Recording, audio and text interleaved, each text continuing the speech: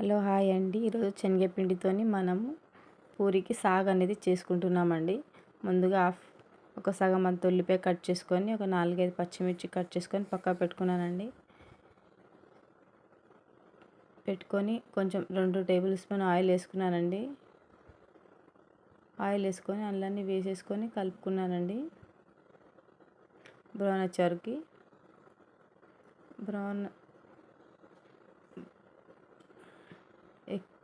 ఎక్కువ ఆయిల్ కూడా ఉండదండి, కొంచెం వేసుకున్నా పర్వాలేదు.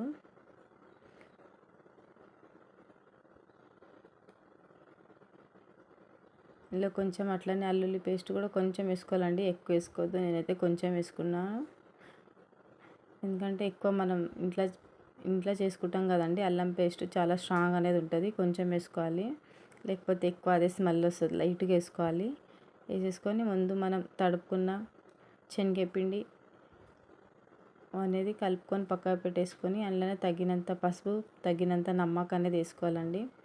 బాగా కలుపుకున్న తర్వాత మన శనగపిండి కలుపుకున్నది అనేది ఇలా మనం యాడ్ చేసుకోవాలండి. చేసేసుకొని బాగా కలపాలండి, లేకపోతే ఉండలు కడుతుంది. స్లో మీద పెట్టుకొని బాగా కలుపుకోవాలండి. ఇంకా కొంచెం వాటర్ కూడా ఇలా యాడ్ చేసుకోవాలండి. వాటర్ యాడ్ చేసుకున్నాక ఒక 5 నిమిషాల నుంచి 10 నిమిషాల వరకు పెట్టేసేయాలండి స్లో మీద. మనం బాగా కలుపుకొని తర్వాత మనం కొంచెం కట్ చేసుకున్న కొత్తిమీర వేసుకొని సగం నిమ్మకాయ అనేది పిండుకోవాలండి. కారం కారం పుల్ల పుల్లగా చాలా బాగుంటుందండి వేడి వేడి పూరిలా. మనకి పూరికి తొందరగా అయ్యే కర్రీ అనేది ఇలా ట్రై చేశానండి, చాలా బాగుంటుంది. మీరు కూడా ట్రై చేయండి. పూరి ఎంబడి అయితే నాకు చాలా బాగా నచ్చింది, మీకు కూడా నచ్చుతుంది. చేసేసుకొని పక్కగా పెట్టుకున్నానండి. పెట్టుకొని వేడి వేడిగా పూరీలు వేసేసానండి. మాకైతే మా పిల్లలకు కూడా చాలా చాలా బాగా నచ్చిందండి. పిల్లలకు అనేది చాలా నచ్చుతుంది. పుల్ల పుల్లగా లైట్గా కారము చాలా టేస్ట్ డిఫరెంట్ బాగుంటుందండి. మీరు కూడా ట్రై చేయండి. నేనైతే ట్రై చేసిన, మాకైతే చాలా బాగా నచ్చింది.